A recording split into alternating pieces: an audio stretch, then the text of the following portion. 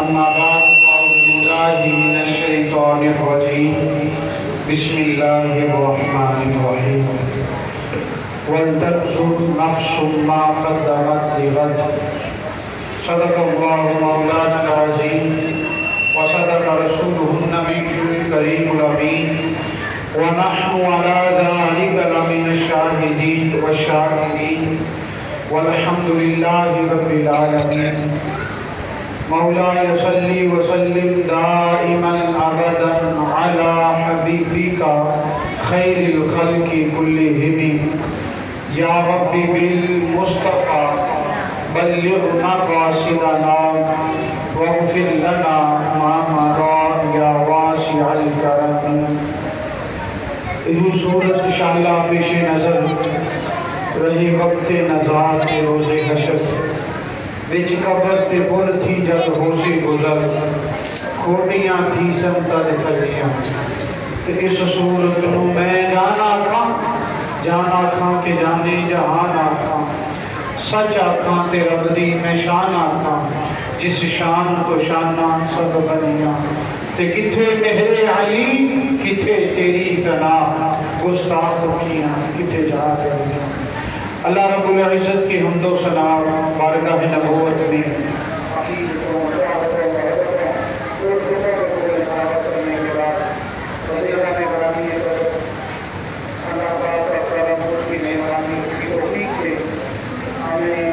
ستائیسویں کی شب میں اس کی یاد میں بیٹھنا نصیب ہوا. رب کریم ہمارا یہاں بیٹھنا پڑھنا اپنی بارگاہ میں شرف قبولیت فرما کر ہمارے لیے دنیا و آخرت میں بخشش اور خوشیوں کا ذریعہ بنائے. عزیزان گرامی قدر، خالق کائنات جل جلالہ و عظم نوالہ و اعظم شانہ و اتم برہانہ اپنے لارحم کلام میں ارشاد فرماتے وَلْتَنْظُرْ نَفْسٌ مَا قَدَّمَتْ لِغَدٍ، چاہیے کہ تم میں سے ہر کوئی غور کرے کہ اس نے اپنے کل کے لیے کیا تیار کیا کیا بھیجا. جس طرح ہم دنیا کے لیے فکر مند ہیں، رب کریم نے ارشاد فرمایا کہ اپنی آخرت کے لیے بھی یہ کچھ سوچ و بچار کرتے ہیں کہ نہیں. اللہ رب العزت نے دعوت فکر دی لوگوں کو، خلق خدا کو اور بالخصوص امت مصطفیٰ کو کہ وَلْتَنْظُرْ نَفْسٌ مَا قَدَّمَتْ لِغَدٍ، غد کہتے آنے والے کل کو، ہم کہتے ہیں گزرے ہوئے کل کو. غدن جس طرح انگلش میں بھی آتا ہے ٹمارو بھی آتا ہے اور یسٹرڈے بھی آتا ہے، گزرا ہوا کل اور آنے والا کل. تو غد عربی میں آنے والے کل کو کہتے ہیں. عربی میں مقولہ دیا کل یوم غد، ہر آنے والا دن کل ہی ہوتا، ہر آنے والا دن کل ہوتا. میری بچوں سے التماس ہے ذرا تھوڑی سی توجہ کریں گے چند ایک احادیث. یہ بھی ہمارے کل کی فکر ہے. یہ بچے جو بیٹھے ہیں یہ ہمارا آنے والا کل ہے کہ انہوں نے مسجد کو آباد کرنا ہے، انہوں نے سجدوں سے سجانا ہے. رب کریم ان بچوں کو نیک بنائے اور ان کے صدقے ان کے والدین کو بھی ڈھیروں نیکیاں عطا فرمائے. ابھی بھی زیادہ تر وہ بچے جن کے بڑے بیٹھے ہوئے ہیں وہ بچے بھی بیٹھے ہوئے ہیں، اور جن کے بڑے نہیں ہیں جنہوں نے اپنا فکر بعد والد نہیں آتا تو والدہ کہتے شوق ہے نا، شوق ہے اپنے کل کی فکر ہے کہ کل کو مجھے کوئی یاد کرنے والا بھی ہو تو انہوں نے مسجد میں بھیج دیا. لیکن ان میری بہنوں کو یہ معلوم نہیں کہ وہ مسجد میں آ کے کرتے کیا. مثلا میں یہاں بیٹھا ہوں میری نظر باہر ہے، جن کے بڑے نہیں ہیں وہ تب سے لے کر اب تک باہر کو سونم کی چلا رہے ہیں، لڑ رہے ہیں ایک دوسرے سے، چوٹ بھی لگ سکتی ہے، انہیں زخم بھی آ سکتا. ابھی بھی باہر لڑ رہے ہیں سوائے چند ایک کے جو کونوں میں لگ کے بیٹھے ہوئے ہیں یا جن کو کوئی بڑا آگے بٹھا دیتا ہے، تھوڑی دیر بعد وہ پھر لڑ رہے ہیں. اور اللہ کے بندو اپنے کل کی فکر کرو. یہ آج کا سرمایہ جو مالی اپنے درخت کی حفاظت نہیں نہ کرتا وہ درخت کبھی صحیح پھل نہیں دیتا. یہ محدثین کا قول ہے، یہ ان کا یہ مقولہ ہے. جو بھی مالی ہے وہ گھر میں ہوتا ہے یا وہ باغ میں ہوتا ہے، جو مالی جو نگہبان جو ان کا گارڈین صحیح معنوں میں اس کی حفاظت نہیں کرتا، جب اسے پانی کی ضرورت ہے پانی نہیں ڈالتا، جب اسے چھاؤں کی ضرورت ہے اس پہ چھاؤں نہیں کرتا، جب اسے پرندوں سے بچانے کی ضرورت ہے اسے پرندوں سے نہیں بچاتا، اس کا پھل نہیں ہوتا. اگر اسے پانی صحیح طرح نہ لگا تو اس کا جو وہ کوڑا سا ہوتا ہے جو اس کا کونپلیں کھلتی ہیں ویسے ہی جڑ جاتی ہیں. وہ کیونکہ پانی لگے نا وہ کونپل میں اللہ تعالیٰ توانائی دیتا, اس کی پروٹین پوری ہوتی ہے, وہ مضبوط اور ہواؤں اور طوفانوں کا سامنا کر لیتی ہے. اور جہاں پانی نہیں ہوتا وہ کچا ہی پھل نیچے گر جاتا ہے. اور جہاں پہ پرندے آ کے جب تھوڑی سی مٹھاس آنے لگتی ہے نا پھر پرندے اس پہ حملہ کر دیتے ہیں اور چونچے مار مار کر اسے خراب کرتے ہیں. تو محدثین نے لکھا اور میرے اور آپ کے پیر اور پیروں کے سردار بزرگوں سے بات نے لکھا, آپ فرماتے ہیں وہ پرندوں کا حملہ کرنا ایسے ہے جیسے جوانی میں شیطانوں کا حملہ کرنا. جب چھوٹے بچے ان کو پانی دیتے رہے, کیا مطلب پانی دیا, ان کو وضو کا طریقہ سکھلایا. یہ پانی دیا جا رہا ہے بچوں کو, ان کو وضو کا طریقہ سکھلایا, انہیں بیٹھنے کا طریقہ بتایا, انہیں سجدہ کرنے کا طریقہ بتایا. کبھی اس نے تیرے اوپر بیٹھ کے کیا, کبھی تیرے سامنے کیا, تو حالت سجدہ میں تھا وہ تیرے سامنے لیٹ گیا, کبھی تیرے اوپر چڑھ جاتا, کبھی سامنے لیٹ جاتا, وہ اٹھ کے لیا کرتا اور رات اوپر سے رحمتیں عطا کرتا. یہ سجدے میرے نبی کریم صلی اللہ علیہ وسلم سے احادیث پر کثرت روایت ہے کہ آقا کریم سجدے میں جاتے, حسنین کریمین آپ کے دوش مبارک پر سوار ہو جاتے, میرے کریم آقا سجدوں کو طول دے دیتے, کبھی ہاتھیں قیام میں آ جاتے, آپ انہیں اٹھا کے سینے سے لگا لیتے, آپ ہاتھیں نماز میں انہیں اٹھا دیا کرتے, آپ خطبہ دے رہے ہوتے, حسنین کریمین آ جاتے, آپ انہیں اٹھا کے ممبر پہ تشریف رکھ بٹھا لیتے, وہ سامنے کھیل رہے ہوتے. یہ انہیں پانی دیا جا رہا, یہ انہیں سینچا جا رہا ہے کہ کل کو انہوں نے کربلا میں گردنیں بھی تو کٹانی ہے نا, انہوں نے اسلام کو روشن بھی تو کرنا, انہوں نے اسلام کو زندہ بھی تو کرنا. قتل حسین اصل میں مرد یزید ہے, اسلام زندہ ہوتا ہے ہر کربلا کے بعد. اور اے کربلا کی خاک یہ احسان مت بھول کہ تڑپی ہے تجھ پہ لاش جگر کو شاہ بطول, اسلام کے لہو سے تیری پیاس بجھ گئی اور راس آ گیا تجھے خون رگے رسول اور سر تیرا کٹ کے چڑھ جائے نیزے کی نوک پر یزیدیوں کی اطاعت نہ کر قبول. عزیزان گرامی قدر, یہ اسلام نے میرے نبی کریم صلی اللہ علیہ وسلم نے سکھلایا کہ بچوں کی پود کو پانی کیسے دینا, سیراب کیسے کرنا. جب ان کو سینچا جاتا ہے نماز پڑھنے کا طریقہ, قرآن پڑھنے کا طریقہ, دعا پڑھنے کا طریقہ, پھر انہیں حیا دی جاتی ہے کہ بچہ جب قرآن پڑھے جائے تو خاموش کیسے بیٹھنا ہے, 2 زانوں کیسے بیٹھنا ہے, 4 زانوں کیسے بیٹھنا ہے, تھک جاؤ تو ٹیک لگا کے کیسے بیٹھنا ہے. ایسے بیٹھنا ہے کہ گستاخی میں نہ لکھا جائے, بے ادبی نہ لکھا جائے کہ یہ طرف یہ سوزشیں دل مضطرب تیری بود ہے, یہاں کام لے ادب سے یہ بار واحے رسول ہے. اقبال تو یہاں تک کہتے ہیں اپنے حرکات تو بڑی دور کی بات ہے, اپنے دل کو سمجھا کے بیٹھنا کہیں زور سے دھڑک نہ بیٹھے, بے ادبی نہ ہو جائے. یہ سینچنا ہے اپنے بچوں کو, اپنے نوجوانوں کو. اور حضور غوث پاک فرماتے ہیں جو ہوتا نا وہ جیسے میٹھا پھل ہوتا ہے تو درخت پودے پکیاں اس پہ زیادہ حملہ کرتے ہیں. کیا کرتے ہیں, اس پہ زیادہ حملہ کرتے ہیں, جانور اس پہ زیادہ حملہ کرتے ہیں, بیل مکھیاں اس پہ آگے بیل بناتی ہیں, اس کا رس چوسنے کی کوشش کرتی ہیں. تو حضور غوث پاک نے فرمایا یہ میٹھا پھل جو ہے نا وہ تیری جوان اڑا رہا ہے, یہ تیری جوان. اب جو ہے نا جانور حملے کرنے سے مراد شیطان حملے کرے گا.